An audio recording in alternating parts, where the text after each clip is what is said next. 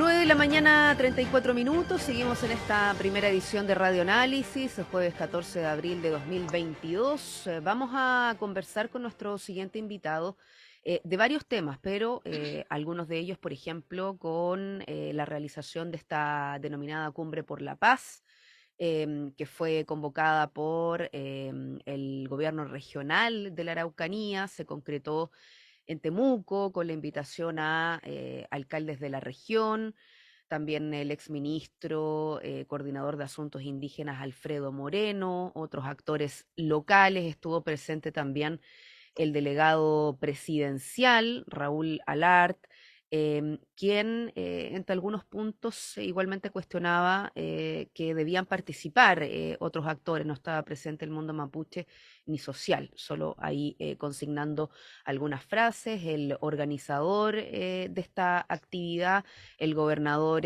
Luciano Rivas, lamentaba, a pesar, bueno, que se hizo una invitación al presidente, lamentaba su no participación ayer, a pesar de que desde el propio gobierno se ha mencionado que se van a hacer otros encuentros vinculados con materias en esta región. Bueno, vamos a conversar entonces con el convencional del pueblo mapuche, Adolfo Millabur, exalcalde de Tirúa, que está ahí conectado con nosotros.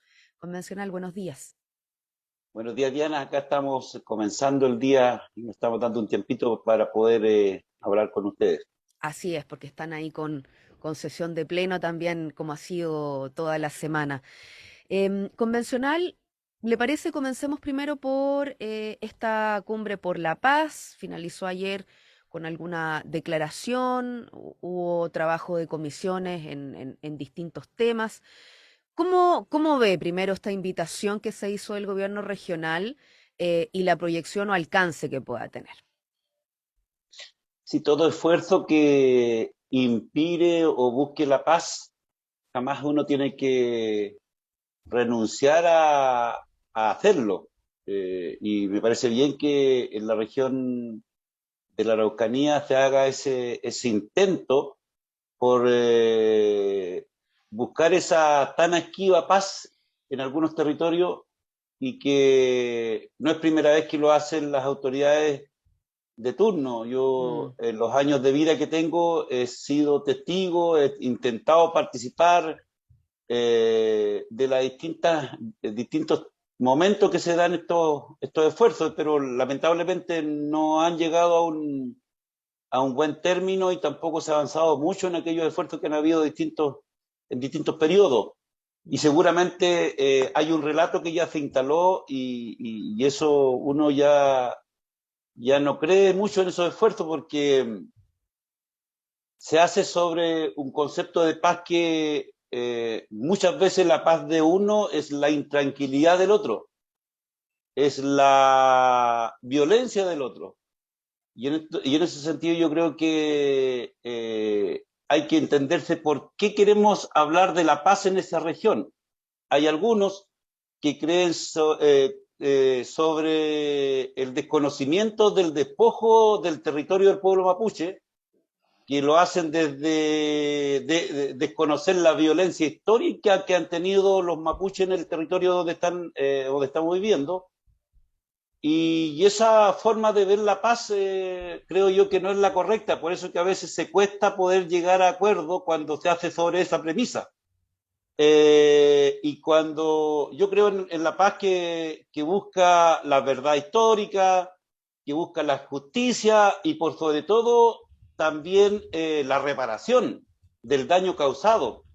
Si no paramos si no nos sentamos a conversar sobre la paz en función de la verdad histórica, la justicia y la reparación del daño causado, es muy difícil poder hablar de paz en cualquier parte del mundo, porque no se puede hablar de paz sobre la injusticia, porque siempre hay algo debajo que no va a estar resuelto. Mm.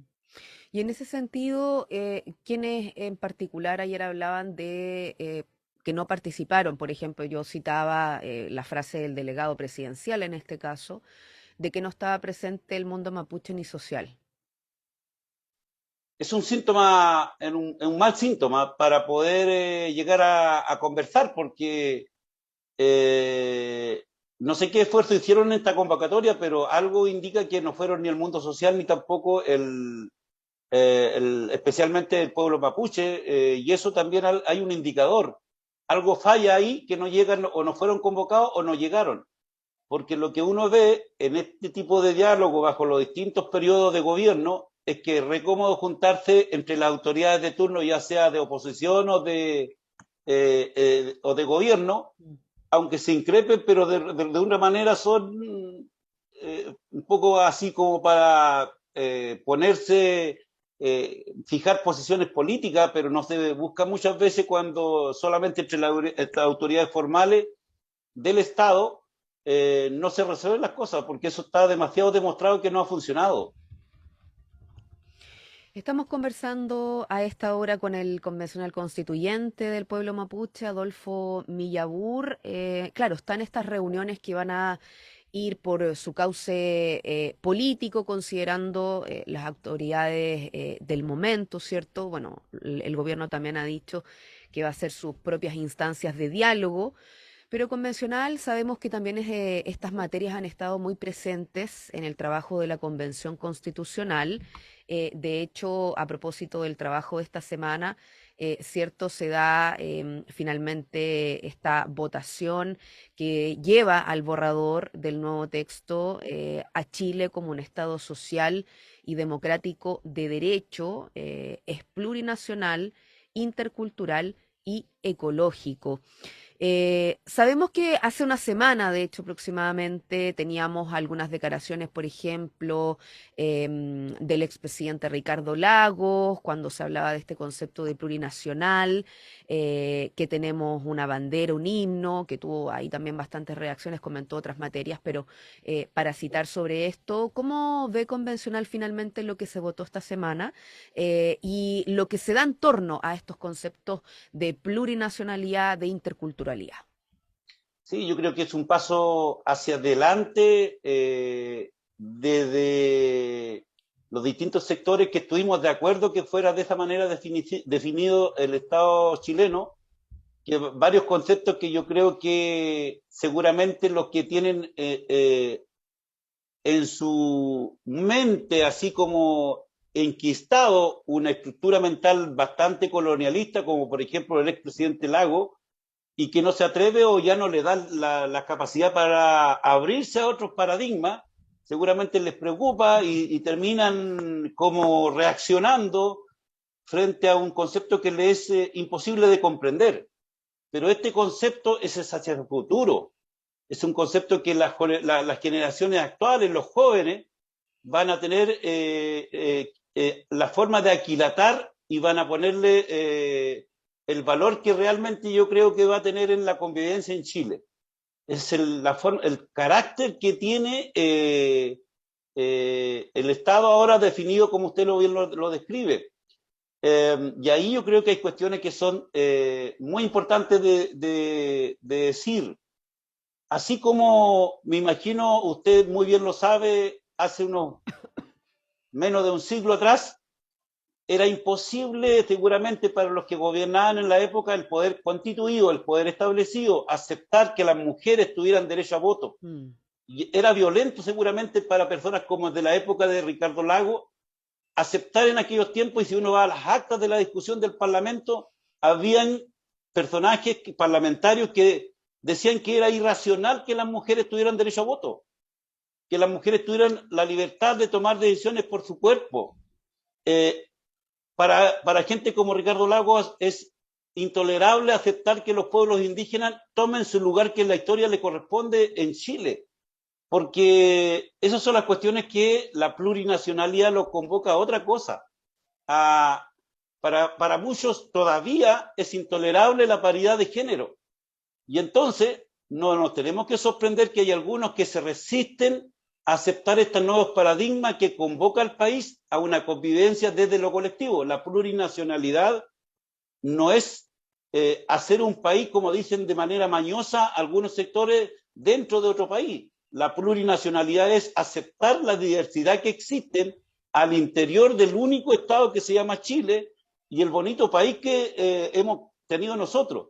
Y entonces está muy lejos de los conceptos que ahí se plantean cuando se polemiza sobre la plurinacionalidad. Es legítimo tener diferencias, pero también es bueno de que el poder constituido no está cómodo con los cambios que se están generando para la convivencia nueva que tenemos como país.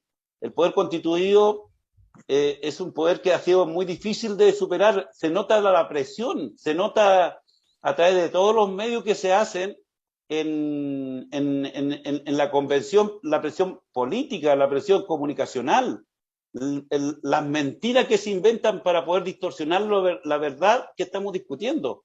Los Entonces hay escaños, muchas cosas que... además, convencional, ¿cierto? Estuvo ahí al borde de los plazos, si es que hablamos de los escaños en la propia convención.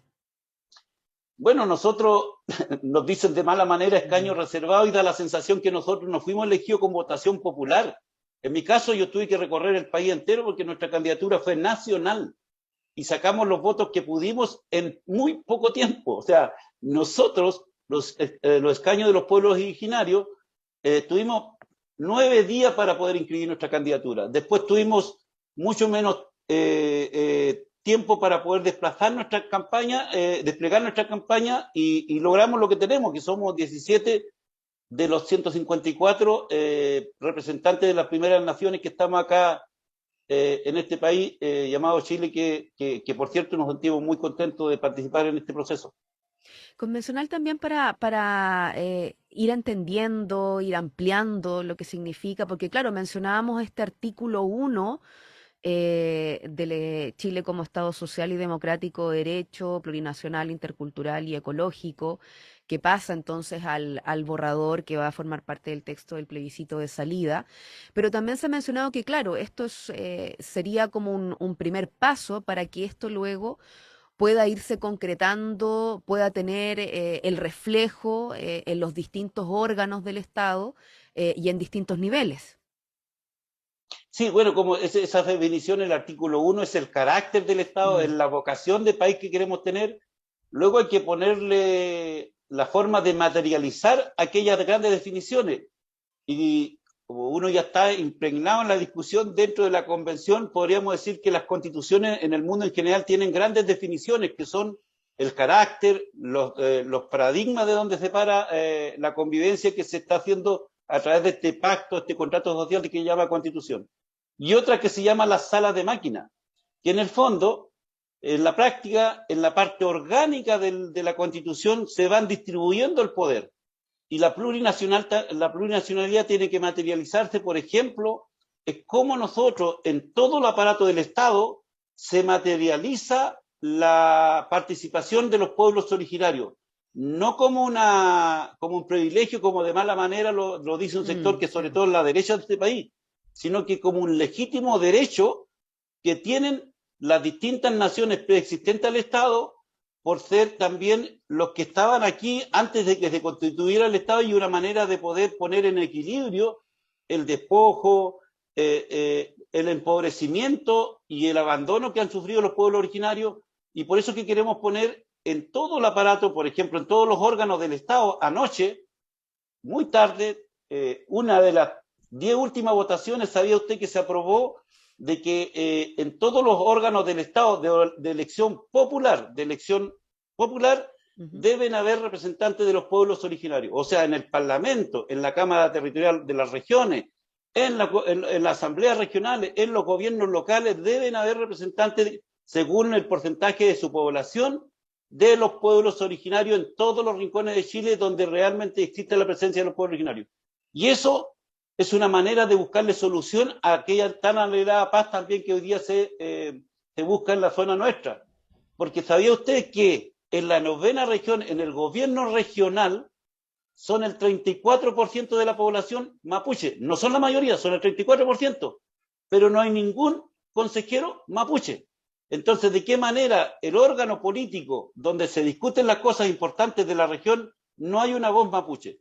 Algo pasa ahí y eso es lo que queremos resolver. ¿De qué manera se existe una convivencia política? Porque la política permite dialogar sobre los asuntos que a veces son difíciles de encontrar acuerdos y ahí se busca la paz a través de la vía política. Y en ese sentido yo creo que es un muy buen paso que se dio ayer, pero también hay temas pendientes. Por ejemplo, en la convención hay un tema trascendental que resolver, porque podemos declarar el Estado plurinacional, intercultural, democrático, social de derecho, pero si no resolvemos el tema que todos buscan, la paz en la región no es nuestra, que es la tierra, no, esta constitución va a servir mucho para la convivencia en general, pero para buscar la paz en Chile no va a servir mucho si no dejamos un mecanismo establecido. No estamos diciendo que la constitución va a resolver el problema, pero tiene que dejar una puerta abierta para buscarle solución al problema de la tierra en las regiones nuestras.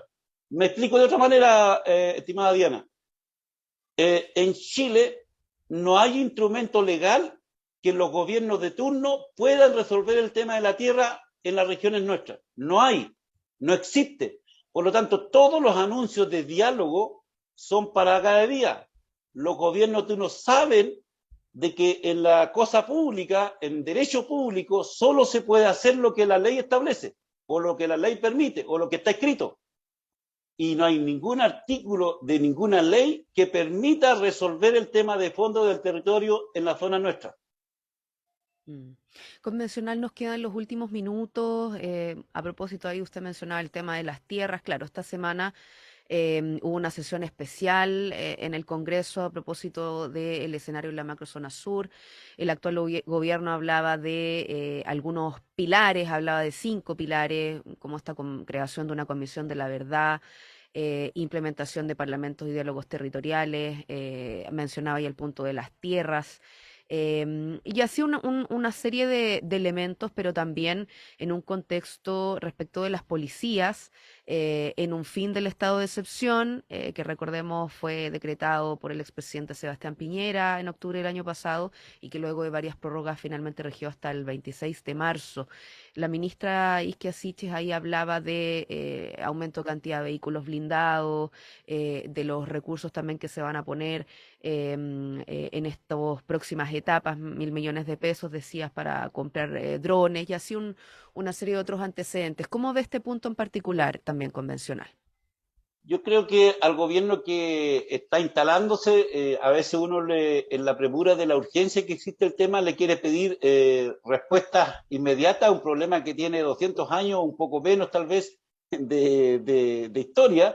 Entonces yo quiero ser paciente con el gobierno para que efectivamente muestre el camino que ellos conciben para buscarle solución al tema. No creo que sea solo, como dijo, no creo que sea con policía solamente la solución, pero lo bueno lo que reconozco en la ministra Siches es que lo dice de manera muy especial, que este es un problema profundamente y eminentemente político. Y yo creo que la idea de esta comisión de que pretende esclarecer cuestiones, hay que mirarlo cómo se compone, qué alcance va a tener. Hay que darle el tiempo suficiente para poder que el gobierno muestre las cartas cuál es la manera que va a resolver el problema o va a querer resolver el problema. Por lo menos yo creo que hay que esclarecer la verdad, hay que establecer reparación del daño causado para todas las partes que ha habido daño, pero sobre todo también establecer una ruta de solución. No solamente esclarecer verdad, no solamente reparar daño en términos que son actuales, sino que cómo reparamos el daño causado al pueblo mapuche. Y ahí yo creo que el gobierno también tiene que hacer los esfuerzos de ver de cambios legales que tiene que hacer, porque si con la ley indígena lo único que se expone el gobierno de turno al mercado de la especulación de la tierra. ¿Sabía usted que la ley indígena tiene un instrumento que permite destinar recursos para comprar tierra a los mapuches? Del año 2012, con el presupuesto que le asignaban para comprarle a una persona mapuche un subsidio para la tierra, alcanzaban para 10 hectáreas. Eso es lo que alcanzaba a comprarse. Ahora, con ese mismo presupuesto, porque no ha cambiado nada, solo alcanza para 2 hectáreas, porque el mercado de la tierra se ha hecho tremendamente difícil de llevar allá en la zona. Queremos agradecer, como siempre, sin duda que esta es una materia que va a abarcar todavía bastante, así que vamos a estar retomando seguramente conversación, reflexión sobre esto, pero hoy en particular con el convencional constituyente del pueblo mapuche, Adolfo Millagur. Adolfo, que tenga buen día y además en este trabajo que continúa en el Pleno. Muchas gracias, Diana. Que tengan buen día también. Buenos días. Y nosotros llegamos también al cierre de esta primera edición de Radioanálisis en este jueves 14 de abril de 2022, 9 de la mañana, 55 minutos. Retomamos las transmisiones el próximo lunes, mañana feriado.